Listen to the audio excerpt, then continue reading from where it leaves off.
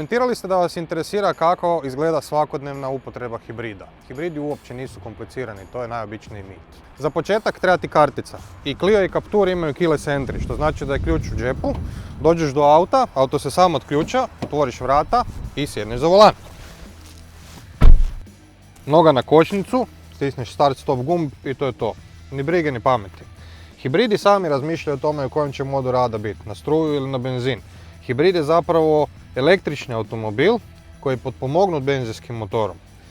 Zato imamo ovdje i pametni mjenjač e-Tech koji nije kao standardni EDC mjenjač ili CVT mjenjač, već je razvijen isključivo i samo za Renaultove hibride. U Renaultovim hibridima imate preko 155 patentiranih tehnologija, što znači da je to poprilično napredan auto. Kako stvar funkcionira? Kad ste u drive, onda se vozite u principu na električnu struju. Kad kočnite sa kočnicom, prvo kočite sa regenerativnim kočenjem, odnosno sa elektromotorima, nakon toga sa hidrauličnom kočnicom, što znači da trošite manje kočnice, odnosno trošite manje kompletan sustav, jeftinije održavanje.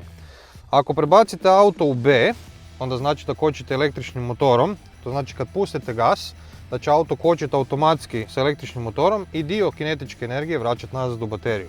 Poprilično pametno. Clio i Captur imaju poprilično sličnu tehnologiju, oba dva su hibridi, ali ovo je plug-in hibrid.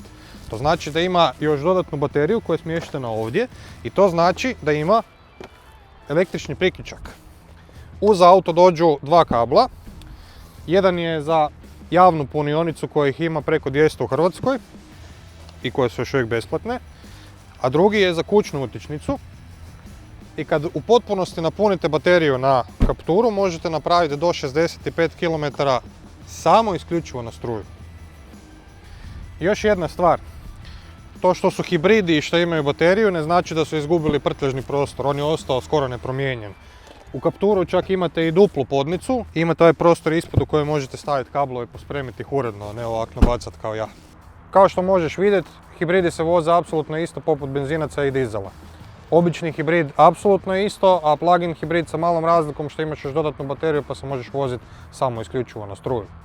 Imam za tebe nagradno pitanje.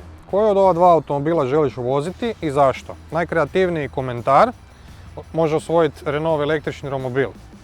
Uskoro imamo novi izazov, nemojte propustiti.